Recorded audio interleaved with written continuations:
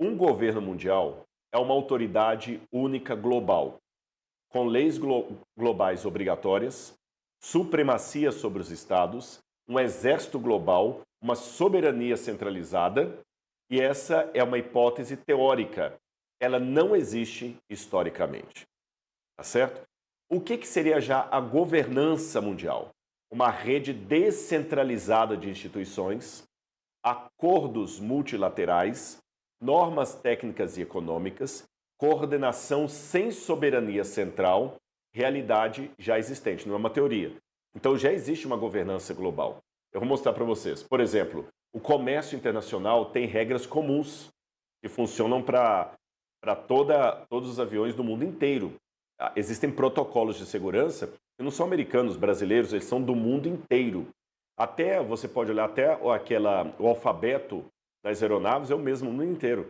É, acho que é Alfa, Bravo, Charlie, Delta, Eco, não lembro todos, Faber, Sierra.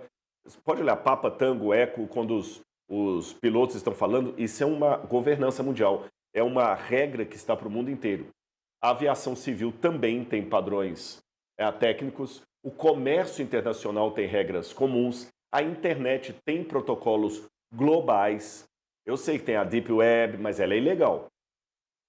A saúde pública tem alertas, diretrizes, a Unesco, né, propaga regras, a Organização Mundial das Nações Unidas, sistema financeiro, normas, ratings, compliance. Então, por exemplo, esse problema que estamos tendo agora com o banco que está aí agora nessa situação toda no Brasil, você sabe do que eu estou falando, se o governo não tomar uma atitude séria em relação a esse escândalo desse banco, isso pode colocar o Brasil numa lista negra.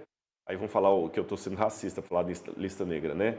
Um código vermelho ali em cima do Brasil, porque existem regras mundiais de confiança que o banco não pode fazer simplesmente o que ele quer, um país não pode fazer simplesmente o que ele quer.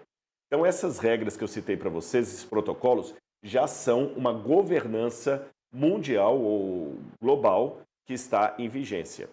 Então a diferença clara é essa. Um governo mundial, que só existe na teoria, ele não existe na prática, nunca existiu, ele seria um governo, um homem governando o mundo inteiro. A governança, não necessariamente. O mundo cria regras, só que a governança não prescinde do fato de ter elementos, até individuais, que dão as cartas do jogo. Um exemplo agora é o Trump. O Trump não é o líder do mundo, mas ele dá as cartas do jogo. Ele que decide a lei Magnitsky, ele que decide tirar a lei Magnitsky, é Estados Unidos. Ele que decide se Maduro é culpado ou não é. Eu sei que tem toda a questão lá do tribunal americano, mas em última hipótese, quem lhe dá as cartas é quem tem o dinheiro na mão. Agora que você já aprendeu a diferença entre governo mundial e governança mundial, vamos tentar ver na Bíblia se essas duas bestas, quando dominarem o mundo inteiro, por que eu estou falando que elas vão dominar o mundo inteiro? Porque a Bíblia fala, toda a terra se maravilhou seguindo a besta. Depois, quando fala da segunda besta, fala também, a todos os grandes e pequenos, livres e escravos, faz com que lhe seja dada certa marca na testa ou na mão direita, para que ninguém possa comprar ou vender, senão aquele que tem a marca da besta e o número do seu nome. Então nós temos no Apocalipse muito claro que as duas bestas são entidades que, quando unidas, dominarão o mundo inteiro. A pergunta que eu fiz é, dominarão em forma de governo mundial ou de governança mundial? Então vamos ver o que o texto me ajuda a entender nesse sentido. Olha na tela. O que o texto do Apocalipse não descreve? O texto do Apocalipse, já vou dar um spoiler, não descreve um governo mundial clássico. Porque se fosse um governo mundial clássico, nós esperaríamos uma autoridade política única e explícita, um sistema jurídico global, um exército mundial, soberania formal sobre os estados. Mas nada disso aparece de forma direta em Apocalipse 13. Pelo contrário, quando você vai olhar aqui Apocalipse, até você ver assim, olha o capítulo 17, por exemplo, que fala dessa besta, diz assim, olha, É, as águas que você viu, capítulo 17 de Apocalipse, verso 15. As águas que você viu, onde a prostituta está sentada, são povos, multidões, nações e línguas. Os 10 chifres que você viu e a besta, esses odiarão a prostituta.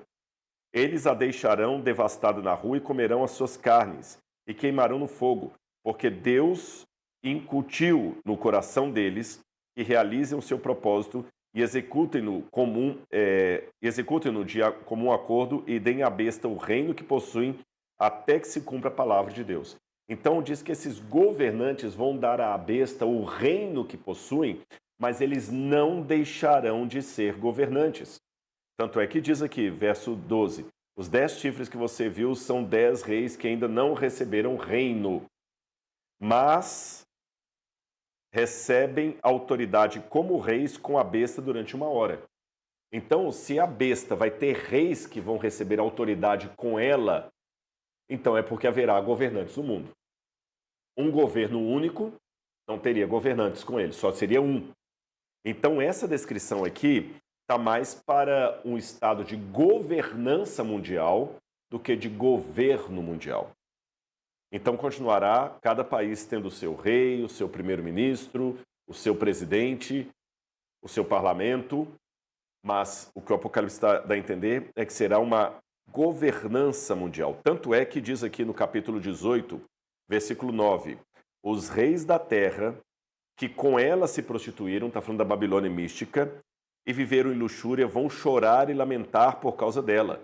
Os reis da terra vão se prostituir com a Babilônia.